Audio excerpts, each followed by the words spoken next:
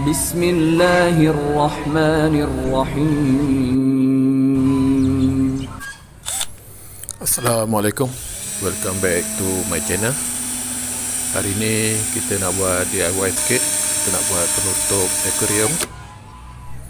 Penutup yang dibuat dengan menggunakan gelas. Mula-mula sekali kita tebuk lubang untuk pipe aerator.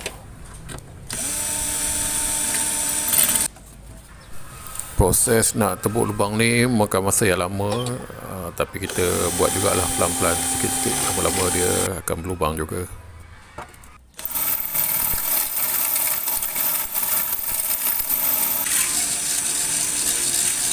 Setelah 20 minit, akhirnya gelas berjaya ditebuk.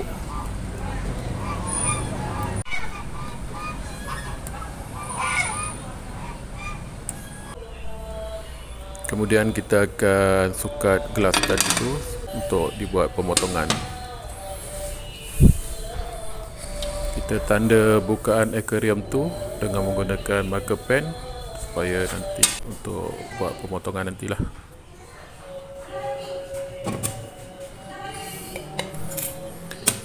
Lepas ni bosku tengok terus sajalah cara-cara dia, sebab kerja-kerjanya simple saja, straightforward. Jadi tak payahlah nak buat voice over lagi.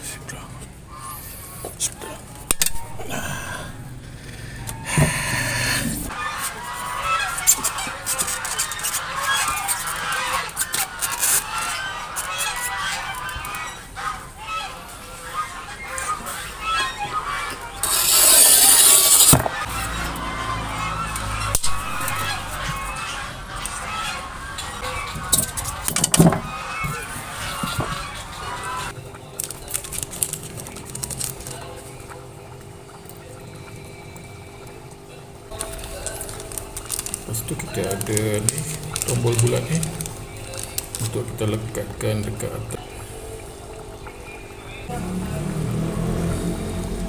Kita cuba dulu guna sudah.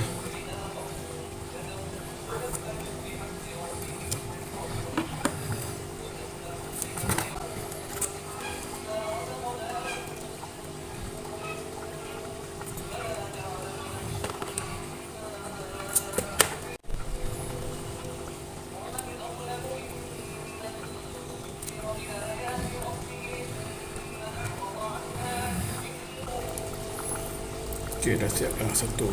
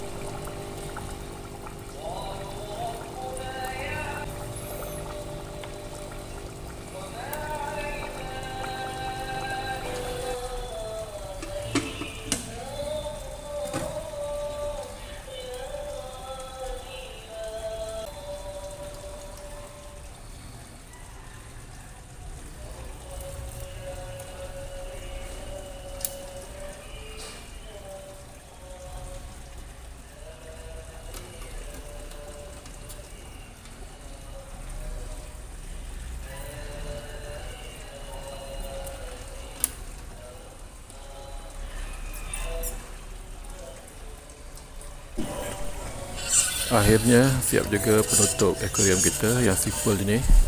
Kalau ada sebarang pertanyaan boleh tinggalkan di ruangan komen dan insyaAllah saya akan jawab yang mana yang boleh.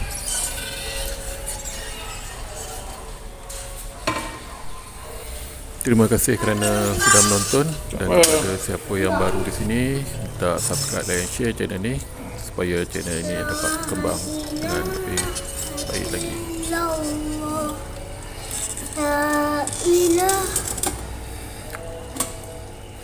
Hello guys.